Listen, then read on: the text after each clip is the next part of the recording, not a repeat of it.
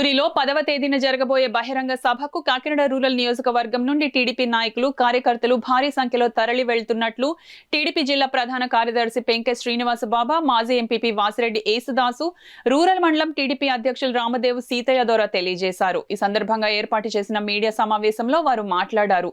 ఈ మీడియా సమావేశంలో తెలుగుదేశం నాయకులు జంక్షన్ బాబ్జీ, వాసిరెడ్డి జ్యోతి, వీరకుమార్ తదితరులు పాల్గొన్నారు. వాళ్ళకి ఆధారం ఉండేలాగా ఉదాహరణకి ఎస్సీలకి ఇన్నోవాలు ఇచ్చేవారు, వాళ్ళు బతికేవారు. వాళ్ళ టైపులో నువ్వు ఒక్క మనిషికి కూడా శాశ్వతంగా ఏమీ లేదు. నువ్వు ఇచ్చే డబ్బులు సంవత్సరానికి 10,000 15,000 బటన్ నొక్కితే అది రోజుకి ఎంత అయింది అని నేను ప్రశ్నిస్తున్నాను. నువ్వు ఇచ్చి 25 రూపాయలు 30 రూపాయలకి మనిషిని మార్పులు చేసేస్తావా అని నేను ప్రశ్నిస్తున్నాను. ఇలాగ అనేక వాళ్ళు లాస్ట్కి నీ ఎమ్మెల్యేల మీద నీకు నమ్మకం పోయింది. ప్రజలు ఎమ్మెల్యేలు మారుద్దామని కాదు, ముఖ్యంగా వైసీపీ ప్రభుత్వాన్ని మారుద్దామని చూస్తున్నారు. మీరు ఎమ్మెల్యేలు మార్చినంత మాత్రాన మీకు ఓట్లాడిపోతాయని అనుకోవటం తెలివి తక్కువతనం.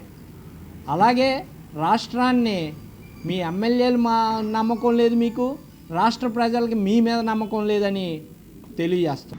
ప్రజలందరూ అక్కడికి తరలి వెళ్ళి ఆ కార్యక్రమాన్ని విజయవంతం చేయమని కాకినాడ రూరల్ ప్రజలందరికీ కూడా పిలుపునివ్వడం జరిగింది. మీ ద్వారా కూడా పిలుపునిస్తూ ఉన్నాం. అందరూ వచ్చి ఆ కార్యక్రమాన్ని విజయవంతం చేయాలని కోరుతా ఉన్నాం. పొద్దుట 11 గంటలకే ఎన్టీఆర్కి దండేసి ర్యాలీగా తునెల్లి 3 గంటలకే మీటింగ్లో పాల్గొని అయ్యే వరకు ప్రజలందరూ ఉండాలని కాకినాడ రూరల్ నియోజకవర్గం అన్ని వర్గాలని కూడా ప్రజల్ని, అదేవిధంగా జనసేన ముఖ్యంగా జన సైనికులు కూడా ఈ కార్యక్రమాన్ని విజయవంతం చేయాలని ఎవరైతే ఇన్ఛార్జ్ నానాజీ గారు ఉన్నారో వారికి కూడా చెప్పడం జరిగింది. ఈ కార్యక్రమాన్ని విజయవంతం చేయాలా. అదేవిధంగా మీరు 10వ తారీఖు 10 గంటలకి 10:30కి ఎన్టీఆర్ బొమ్మ దగ్గరికి మిమ్మల్ని అందరినీ కూడా ఆహ్వానిస్తూ ఉన్నాం. ర్యాలీ స్టార్ట్ అవుద్ది. అందుకోసం ఈ కార్యక్రమాన్ని విజయవంతం చేయమని కోరుతున్నాం. కార్లన్నీ మొత్తం ప్లాన్ చేసాం. అలాగే నిన్న జనసేన నాయకుడు పొంత నానాజీ గారు కూడా మీటింగ్ రావడం జరిగింది. ఆయన ప్రత్యేకంగా జనసేన తరఫు నుంచి 100 కార్లతో వస్తానని మాకు చెప్పడం జరిగింది.